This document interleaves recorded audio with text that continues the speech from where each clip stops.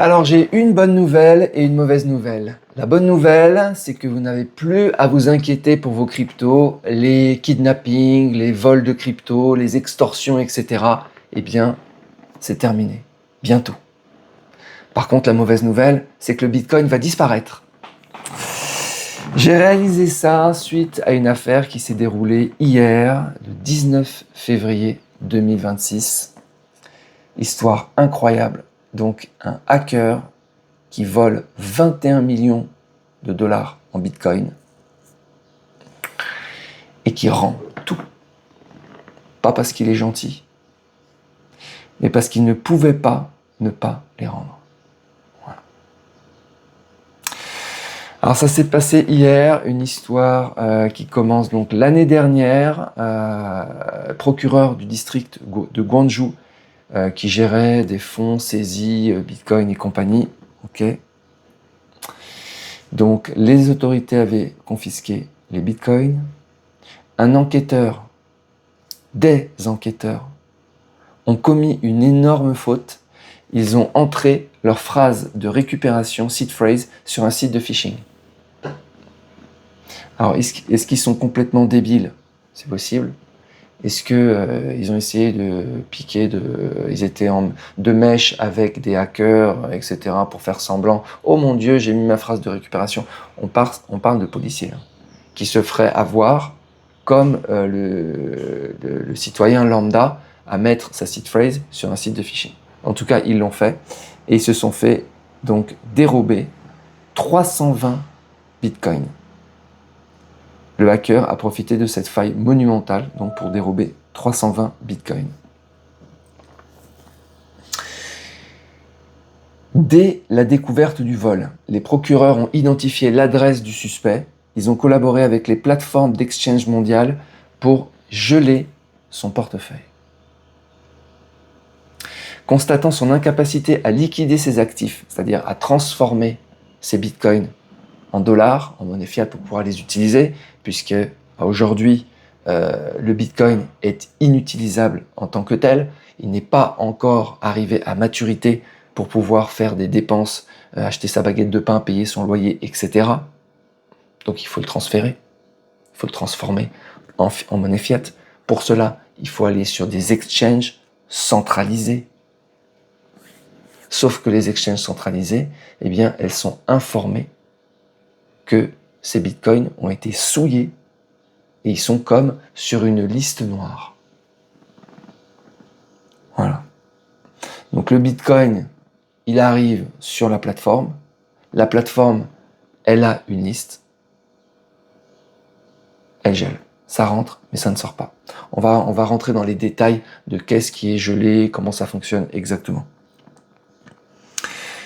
Constatant son incapacité à liquider ses actifs sur les marchés régulés, donc les exchanges centralisés, le hacker a finalement renvoyé les 320 bitcoins vers le portefeuille officiel des autorités. Il a renvoyé donc le 17 février 2026. Pour éviter tout nouveau risque, les officiels ont transféré les fonds récupérés vers une plateforme locale sécurisée, sous surveillance de l'État. Voilà, il y a toujours une enquête pour déterminer qui est ce criminel, ce hacker responsable du réseau de phishing. Alors, on pourrait se dire, c'est une bonne chose. Ce dénouement prouve l'efficacité croissante de la coopération entre autorités et plateformes d'exchange. Le hacker, bien que détenteur de millions en Bitcoin, s'est retrouvé face à une impasse financière totale. Alors, c'est une bonne chose contre les cybercriminels crypto. Ok.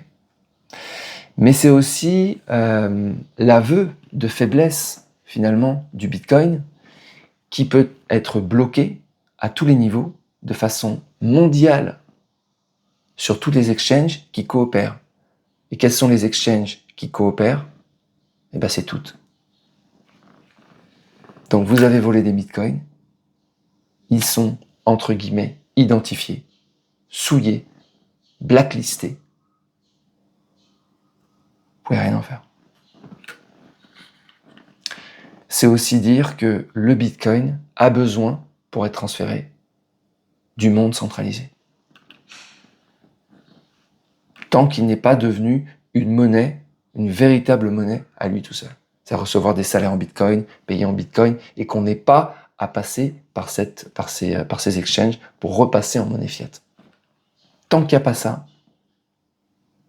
eh ben le Bitcoin est vulnérable ou dépendant des plateformes centralisées. Donc il est sur la blockchain, mais quand il veut prendre une vraie valeur en dollars ou en euros, ben, il doit repasser par la case centralisée. Alors comment ça fonctionne et quelles sont les alternatives de ces blocages? Donc on ne bloque pas le jeton en lui-même, mais on bloque l'adresse du dépôt ou de retrait associé à l'utilisateur sur une plateforme centralisée. Binance, Coinbase, etc. Chaque transaction est traçable. Si une adresse est liée à un vol, un hack ou un financement illicite, elle est marquée comme grise ou noire. Donc si vous envoyez des bitcoins sales, entre guillemets, vers un exchange, donc l'exchange peut créditer votre compte, donc il va récupérer vos bitcoins et les bloquer immédiatement à toute tentative de retrait ou de conversion en attendant les conformités, les tests de conformité KYC et AML, donc ils ne sortiront jamais. Et vous serez en plus identifié comme l'auteur du crime. Alors, est-ce qu'il existe une liste noire et comment fonctionne la coopération mondiale pour bloquer en fait ces bitcoins sales? Donc actuellement, il n'y a pas une liste unique qui est gérée par une entité mondiale, mais plusieurs sources que les exchanges consultent en temps réel. Alors on a la liste gouvernementale OFAC. Le Trésor américain publie régulièrement des listes d'adresses Bitcoin liées à des pays sous embargo ou à des groupes criminels. Les plateformes régulées ont l'obligation légale de les bloquer. On a les sociétés d'analyse de blockchain aussi, Chain Analysis, Elliptic, ScoreChain, c'est le véritable moteur du système. Ces entreprises scannent la blockchain 24 heures sur 24 et vendent aux exchanges des logiciels qui attribuent un score de risque. Ça fait penser au profil de risque des comptes bancaires. L'équivalent, c'est un score de risque à chaque transaction. Donc c'est pas associé à un jeton au Bitcoin, c'est pas associé à un wallet, c'est associé en fait à des transactions, mais plus précisément à des UTXO. On va revenir là-dessus, c'est un peu technique. On a aussi les listes d'autorités locales. En France, l'AMF publie des listes noires, mais elles concernent généralement des plateformes frauduleuses, etc. Donc pas exactement des UTXO. Mais on voit que c'est en train de se mettre en place. Il y a l'avantage, on le voit. L'inconvénient, c'est que c'est du Bitcoin. C'est un Bitcoin à deux vitesses, en fait. Tu as les Bitcoins qui sont blancs, vierges, puis tu as des Bitcoins qui sont gris, noirs. Voilà. Alors attention, parce que vous pouvez être souillé très facilement. Ça fait un petit peu penser à les gens, certains, il y a eu des blocages de comptes en Thaïlande, et toute personne qui recevait un virement ou qui avait un paiement depuis un compte souillé, où il y avait des risques, profils de risque, de blanchiment, etc., le compte du commerçant devenait lui aussi souillé. Transférabilité de la souillure. Et on a la même chose sur les bitcoins. Donc faites attention. Il suffit qu'une personne malveillante vous envoie sur votre wallet des bitcoins souillés, et vous êtes souillé vous-même. Ça présage rien de bon.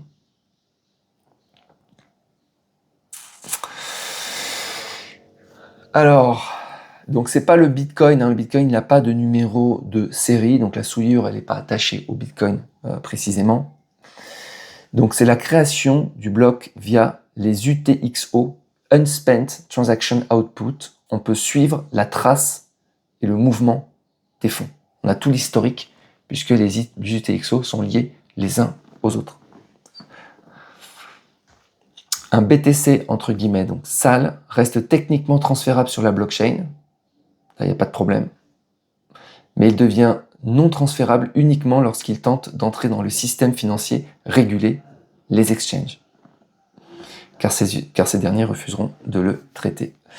Alors, comment fonctionnent les UTXO? Donc, les UTXO, c'est ce que vous possédez déjà. Okay. Ensuite, vous faites une transaction et vous avez les UTXO en sortie. Donc, il y a les UTXO en entrée et les UTXO en sortie. Donc, les nouveaux UTXO qui sont générés par une transaction que vous allez faire. Achat, vente, etc. Donc, en fait, on a tout l'historique sur la blockchain. Non seulement tout est public sur la blockchain, Bitcoin, etc. Mais en plus, on a tout l'historique. Donc, on peut suivre. Donc, vous faites des transactions, vous avez des UTXO qui sont souillés, vous faites des transactions sur plein de wallets, en fait, on va pouvoir suivre la propagation de la souillure et tout bloquer. Quand je dis on, c'est les exchanges et les organismes équivalents d'Interpol, en fait. Donc, exemple, vous avez un UTXO de 1 Bitcoin, vous voulez envoyer 0,4 Bitcoin à un ami. Ah, sauf que si votre UTXO est souillé, c'est plus votre ami. Donc la transaction prend votre UTXO de 1 Bitcoin, donc ça c'est l'input, elle crée deux nouveaux UTXO, un de 0,4 qui appartient désormais à votre ami et un de 0,59 qui revient vers vous. C'est la monnaie d'échange. Okay. Les 0,01 sont consommés comme frais de minage, par exemple. Donc si un UTXO provient d'un vol et qu'il est divisé en 10 petits UTXO, ces 10 morceaux portent l'ADN, la souillure du vol initial. Elle se propage. Il n'y a aucune difficulté en fait à tracer. Donc, est-ce que le Bitcoin est fongible? Fongible, ça veut dire que, en fait, on peut les additionner de façon indifférenciée, un petit peu comme des actions. Vous achetez 15 actions Google, puis vous achetez 10 actions Google, vous avez 25 actions Google. C'est fongible. Est-ce que le Bitcoin est fongible? Est-ce que quand vous avez un Bitcoin, vous en achetez un autre, est-ce que vous avez 2 Bitcoins? Eh ben non. Plus maintenant. Puisque vous avez des Bitcoins qui sont vierges, fraîchement minés, qui n'ont pas d'historique d'UTXO précédent. Et apparemment, même ces bitcoins vierges ont une valeur supérieure à des bitcoins qui auraient toute une traçabilité d'UTXO, potentiellement souillés, totalement ou partiellement, par des transactions frauduleuses. On ne peut pas additionner les bitcoins vierges et les bitcoins souillés.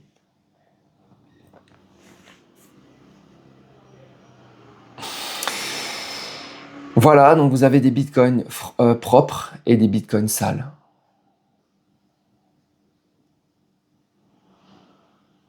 Donc il y a une note de souillure de vos bitcoins, un score de risque, voilà, où ils ont été plus ou moins exposés à des UTXO souillés.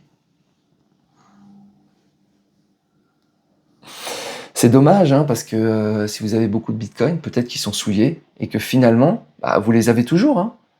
Mais si vous les envoyez sur un exchange pour les transformer en dollars, vous pouvez pas. Donc en fait, le fait de dire, tiens, un bitcoin vaut 100 000 $, etc.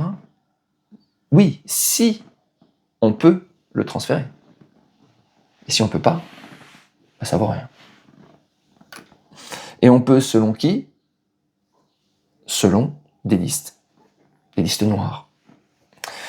La liste Interpol des UTXO existe via les outils d'analyse blockchain. Elle est extrêmement efficace pour empêcher les criminels de convertir leur bitcoin d'euros en dollars, ce qui rend le crime moins rentable. Ça ressemble beaucoup quand même à des blocages de comptes, lutte anti-blanchiment, etc. Ça me semble, c'est même encore plus simple. J'ai presque envie de dire qu'il me semble que c'est plus simple de bloquer des UTXO que de bloquer un compte bancaire. En fait, c'est plus simple de bloquer des bitcoins que de bloquer un compte bancaire. Il suffit de le mettre sur la liste d'Interpol. Voilà. Lors du hack de Bitfinex en 2016, les fonds ont été suivis pendant 6 ans. Dès que les pirates ont tenté de bouger une fraction de leur UTXO vers des services connectés au système bancaire, ils ont été repérés et arrêté par le FBI. Génial. Ça, pour tous ceux qui disaient le Bitcoin, c'est la liberté, c'est décentralisé, on fait ce qu'on veut, on envoie, on passe les frontières, on fait ce qu'on veut, on les échange comme ça. D'accord. Revoyez votre copie.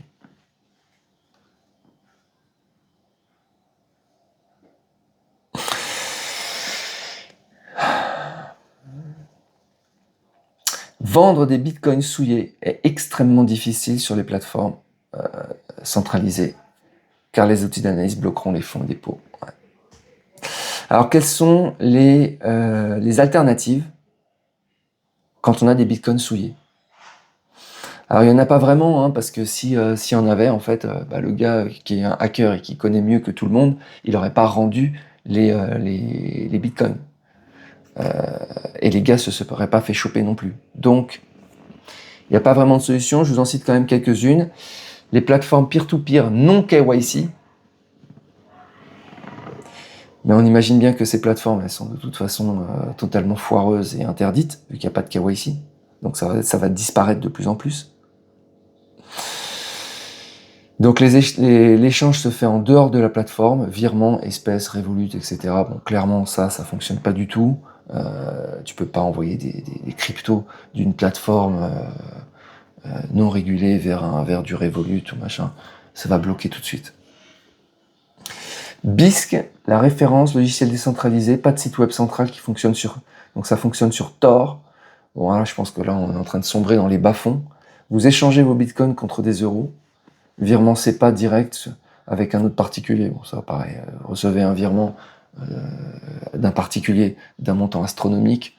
Virement SEPA, donc dans l'Union européenne. Ça bloque tout de suite. Demande d'origine des fonds. Donc ça ne pas. Hodl, une plateforme peer-to-peer qui utilise des contrats multisig pour sécuriser la transaction sans détenir au point. Elle permet de prendre des BTC contre du cash ou des virements sans vérification. Là, et puis cash. En fait, cash, vente face-to-face. Bon, là, on descend. Là, c'est pire que dans les bas-fonds. Là, c'est dans les... Là, on est au niveau de la mafia. Là, c'est pas possible. Donc là, et donc recevoir du cash de Bitcoin souillé. Franchement, quelle boîte, quelle entreprise, quelle organisation va accepter de faire ça? Qui va accepter de gérer des bitcoins souillés, des bitcoins sales, qui sont inutilisables? Autant dire que un bitcoin sale, échangé en cash, c'est comme si c'était c'est même pire que du blanchiment, en fait. Donc, tu récupères pas tes bitcoins, tu récupères la moitié de tes bitcoins ou 30% de tes bitcoins. Les distributeurs automatiques, ouais, mais ça pareil, une fois qu'ils seront connectés à Interpol, connectés à la liste noire, ça fonctionne plus. Et les cartes cadeaux, apparemment. Les passerelles Monero, pour nettoyer la trace avant de passer vers du fiat. De toute façon, je pense que quand on arrive vers Monero ou vers les mixeurs, je pense qu'on est très très mal. Voilà les amis, écoutez, c'est à la fois une bonne nouvelle, mais c'est aussi, je pense, la fin du Bitcoin. Voilà. Dites-moi ce que vous en pensez, je vous souhaite une très bonne journée, je vous dis à bientôt. Ciao.